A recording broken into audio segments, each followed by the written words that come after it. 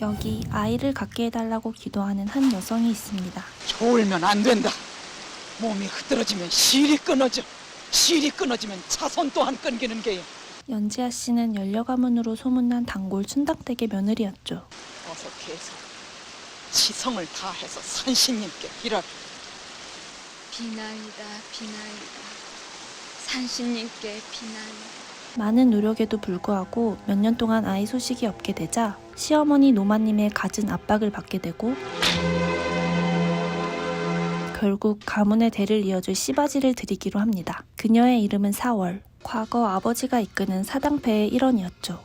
자네가 이 집에 들어오기 위해서는 몇 가지 엄히 지켜야 할 일이 있네. 첫째, 몸과 마음을 정결히 하여 수태를 하도록 노력하는 일이며, 둘째, 그럼으로써 손이 끊길 위기에 놓여 있는 우리 홍씨 가문의 종사를 잊게 해주는 일이며, 만약 자네가 그러한 소임을 훌륭히 성취해준다면 약조 1쌀 100섬을 줄 것이요. 노마님의 씨바지 훈육이 이어지고 이제 세상이 개화를 한다 어쩐다 해서 돈만 있으면 어디든지 가서 편히 살 수가 있고 시집도 또 좋은 데를 갈 수가 있는 게야. 4월에 연약해 보이는 몸매에 내심 걱정하지만 과거 건장한 사내 아이를 출산한 경험이 있었기에 결국 그녀를 집안에 들이기로 결심하고 별당으로 안내하는데요. 이 집을 마을에선 춘당댁이라고 부른다네. 저 정자 이름이 춘당정일세. 나리께서는 늘 저기서 책을 읽곤 하시지. 일찍이 이 집안은 3대 판서 5대 진사를 지낸 가문일 뿐더러 나라에서 정문을 2번씩이나 내린 연려의 가문일세. 여기가 자네가 거처할 방일세. 오늘 밤 나리께서 이 방에 드실 것이니 잠자리에 들기 전에 목욕제게 하고 등촉을 끄고 있도록 하길. 그날 저녁 춘당나리를 맞이할 준비를 마치고 밖에 인기척이 들리자 서둘러 불을 끄고 마침내 방 안에 들어선 그를 맞이하게 되죠. 여자가 시집 와서 종사를 잊지 못하면 마땅히 칠거지하게 들어 쫓겨나고도 남을 일. 우리 가문의 명맥을 잇기 위해서는 이 방법밖에 없다. 그동안 명산대처를 찾아 기도도 하고 발복도 빌었지만 하늘이 내게 아이를 주지 않으니 양반집 안악으로서 투기를 하거나 악감을 품어서는 안 되느니라. 날이 밝아오고 비몽사몽으로 잠에서 깨는 4월. 그녀는 별탈 없이 첫날 밤을 치른 것에 안도하며 집안을 둘러봅니다. 이때 일을 마치고 돌아오는 나리의 모습을 보게 되고 그래, 별일 없었어. 다만 아니, 왜 그러시오? 별당에 어허, 부인은 또 실없는 짓을 했구려. 어머님 드십니다. 부인, 난 부인의 사랑이면 좋가오. 대를 잇는 것이 그렇게 중요하다면 양자를 드리면 될 것이 아니오. 지난밤에 잠자리를 함께한 남자가 춘당나리가 아닌 것을 알게 되자 4월은 충격을 받게 됩니다. 그날 밤 맞다. 오늘이야. 오늘이야. 오늘. 예? 충격에서 헤어나오지 못한 그녀에게 나리와의 동침을 요구하는 노마님. 아직 어른의 신경이 무슨 소리를 하는 겐가. 그따위 심경이야 자네가 바꿔놓긴 하름 아닌가. 거절할 수 있는 입장이 아닌 4월은 예쁘게 단장을 하고 과거 남사당패에 활동했던 경험으로 장단에 맞춰 몸을 흔들며 그를 유혹하기 시작합니다. 무엄하구나. 아니, 무엇을 하는 거냐? 그는 결국 젊은 여자의 유혹을 뿌리치지 못하고 잠자리를 갖게 됩니다. 한편 연지아 씨는 완강한 시어머니의 뜻에 따라 가문의 대를 잇기 위해 남편의 동침을 묵인할 수밖에 없었죠. 다음 날 아침 나리와 몸을 섞고 보니 첫날 밤 잠자리를 함께한 남자가 다른 사람이었다는 것에 확신을 갖게 되고 의심갈 만한 사람을 찾으러 나섭니다.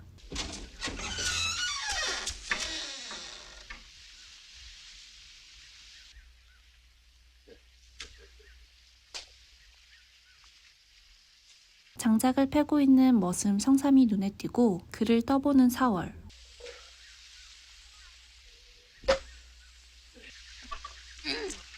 하지만 다른 남자들과 달리 자신에게 관심이 없는 그의 모습을 보자 실망감을 느끼며 자리를 뜨게 됩니다. 심통이 난 4월은 식모들에게 심술을 부리기 시작합니다. 이것 봐요. 오늘 중으로 이불 한 채 다시 뜨도록 해요. 가장 좋은 비단으로 말이에요. 집안의 대통우리를 금달걀 같은 아기를 그런 누추한 이불 위에다 낳을 수 없잖아요? 한편 나리는 노모의 성화에 못 이겨 4월과 수시로 잠자리를 갖게 되죠. 어머님, 매일 밤 별당에 들어서는 남편의 모습을 보며 자신의 무기력함과 외로움을 느끼며 한없이 괴로워하는 아씨.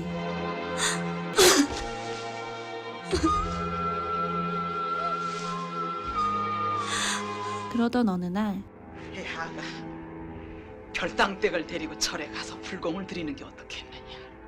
어머님 분부대로 하겠습니다. 아이 소식이 없자 종교의 힘까지 빌리기로 합니다.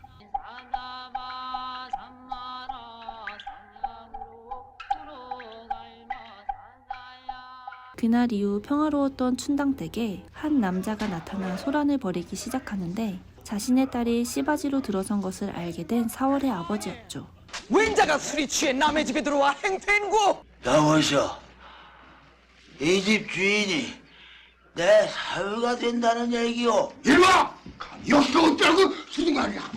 생활고에 시달리게 되자 콩고물을 얻기 위해 난동을 부리지만 저자가 천민이 할 수 있는 것은 아무것도 없었고 결국 힘없이 쫓겨나게 됩니다.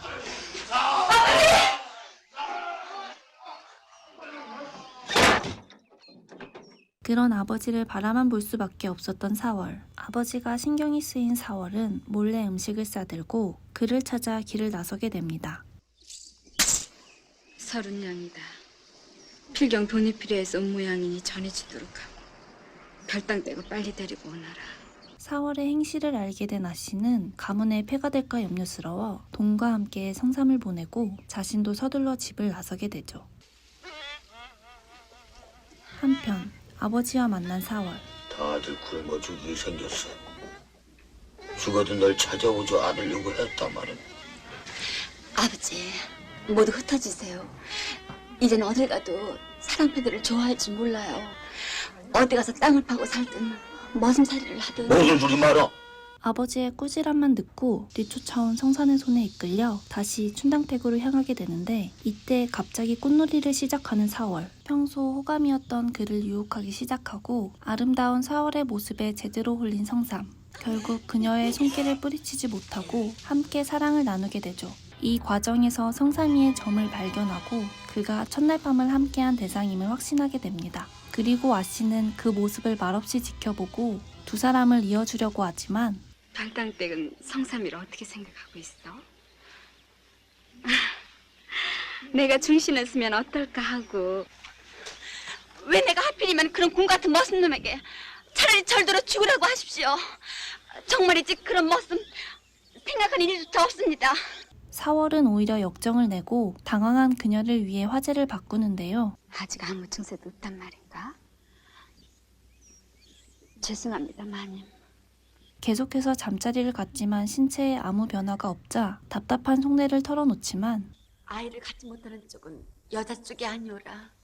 그렇다니 나리 쪽이란는가? 때론 그런 생각이. 별당댁! 이 집안에서 두 번 다시 그런 소리를 했다간 죽어남지 못하리라. 오히려 꾸중만 듣게 되죠. 어째 아직까지도 소식이 없을꼬. 좀 더 기다리시지요. 아직 시일이 있질 않습니까? 계속되는 불안감을 느끼고 있을 때 기쁜 소식이 찾아옵니다. 4월의 임신 소식에 모두가 나아갈 듯 기뻐하고 이제부터 몸가짐을 조심하게 나. 아무렴 홀몸이 아니라는 걸 명심하고 움직일 일이 있으면 꼭 섭섭이를 시키고. 섭섭이는 당분간 별당댁 겨숙 떠나서는 아니 된다. 알겠느냐? 예. 눈 내리는 어느 날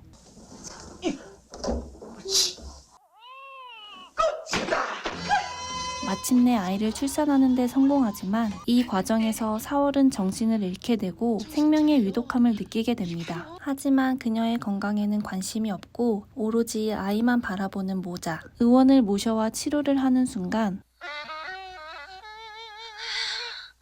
아이를 부르며 눈을 뜨는 4월.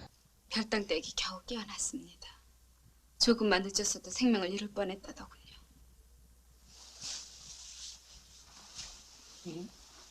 자신의 아이를 품에 안고서야 미소를 띠게 되죠. 이제서야 안도하게 된 아씨. 떠나는 의원을 배웅하는데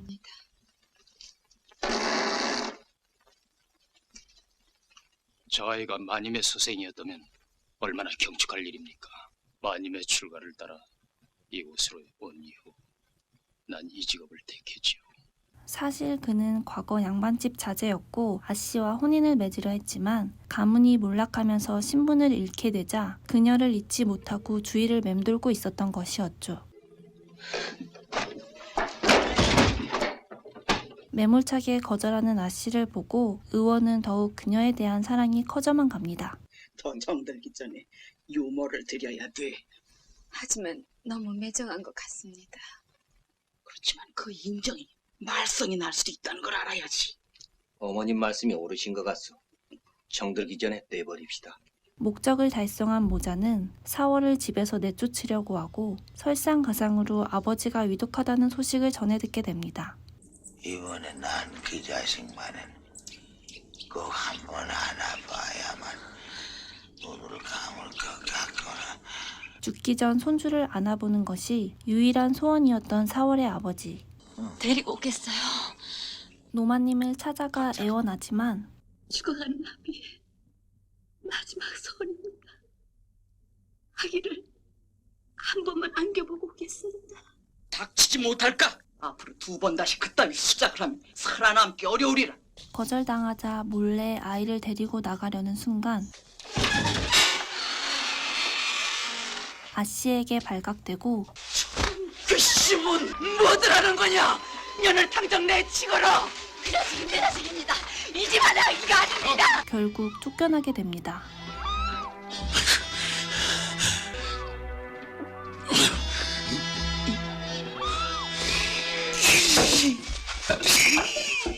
아무것도 못하는 자신의 처지에 괴로워하는 성삼. 어머님, 계집이 도끼를 품으면 온혈에도 서리가 내린댔는데 당분간 애기와 함께 친정에 갔다 오는 것이 어떨까 싶습니다. 아니 그깟 년이 무서워 피해간단 말이냐?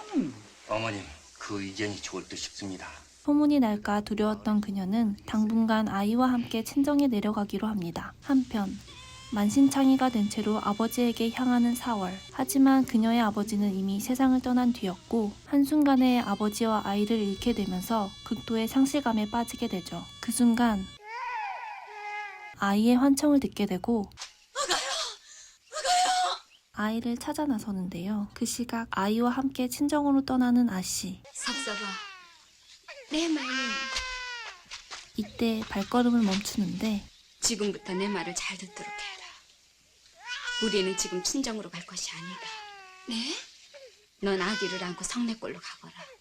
아마도 별당댁을 만나게 될 것이다. 시어머니와 남편 몰래 아이를 친모에게 돌려주려고 하죠. 별당댁을 만나게 되면 아기와 함께 나루터에 가 있도록 해라. 마침내 자신의 아이를 품에 안게 된 4월. 그 시각 성삼과 함께 남게 된 아씨. 자, 이번엔 날 품어야 할 차례다. 그를 유혹하기 시작하는데요. 그때 그 아기는 분명 너와 별당댁의 아기였어. 그동안의 비밀을 지켜주어 진정 고맙게 생각하고 있었다. 마님, 차라리 이놈을 죽여주십시오. 어차피 우리는 모두가 죄를 짓고 있다. 분명 아기를 낳을 수 없는 것은 하리의 쪽이지. 그런 무서운 사실을 누구도 입 밖에 낼 수가 없었다. 가문의 종살이 있는다는 것은 목숨을 바치는 일보다 더 소중한 임무였기에 난 나리 대신 널 별당대방에 집어넣는 거고 이제 모든 것은 확인이 되었다. 자, 이제 날 품어야 할 차례다. 사실 그동안에 일어났던 모든 일들은 그녀의 계획하에 이루어진 것이었는데 몇 년간 아이를 갖지 못한 것이 자신이 아닌 남편의 문제라고 의심하게 되고 4월이 들어온 첫날 밤 성삼을 이용해 동침을 시킵니다. 그렇게 4월이 아이를 갖게 되자 남편의 씨앗 문제라고 확신하게 되죠. 하지만 가부장적 사회와 연려 가문의 자존심이 강한 시어머니께 사실을 밝히기 어려웠던 그녀는 결국 성삼일 씨를 얻기로 결심합니다. 어서 부모라는데도 결국 그녀는 성삼과 관계를 맺게 되고 허울뿐인 가문의 명맥을 유지하는 비참한 선택을 하게 됩니다. 그리고 둘의 모습을 몰래 훔쳐보고 있었던 의원. 같은 시각 성삼과 만나게 된 4월은 아이와 함께 미소를 띠며 마을을 떠나게 됩니다. 시간이 흐르고 일을 마치고 길을 나서는 아씨. 이때 의원과 마주치게 되고 결국은 시바지가 아니라 시내의 수태 방법을 택하셨군요. 마님은 잊으셨소. 10년 전 내 집안이 몰락하지만 않았던 날 당신은 내 아내가 됐을 것이오. 나하고 이것을 떠납시다. 옛날에 연재 아가씨로 돌아가 주시오. 이번만은 이대로 물러서진 않겠소. 처음에는 좋아하지도 않는 허약한 남자에게, 두 번째는 짐승 같은 하인 놈에게. 계속해서 압박하는 의원으로 인해 순간 이성을 잃고 서둘러 집으로 향하게 되죠. 언제 돌아왔느냐? 하인들은 어디로 보냈느냐? 시어머니의 물음에 울기만 하는 아씨. 답답하구나. 어서 대답을 해봐라. 노마님, 손님이 찾아오셨습니다. 윈마을 의원이 직접 뵙자고. 이때 그녀를 뒤쫓아온 의원. 어머니, 의원을 만나서는 아니 됩니다. 어머니. 그녀의 부탁에도 의원을 만나러 가는 노마님. 믿지 않으시겠지만 모든 게 사실입니다. 나리의 씨가 부실한 것도, 그래서 마님께서는 하인놈을 씨바지 여인에게 붙여준 것도, 마님 또한 하인놈으로부터 씨를 받은 것도. 그는 모든 사실을 노마님에게 알리는데요. 닥쳐라 내 이놈! 감히 네 앞에서 수작이여! 모든 것을 알게 되지만 현실을 부정하기만 하죠. 결국 가문이 중요했던 그녀는 아씨에게 비극적 선택을 강요하고 음행을 저지른 여자를 처단하는 자녀목에서 스스로 목숨을 끊게 됩니다. 1984년 개봉한 원미경, 김용선 주연의 영화 자녀목이었습니다.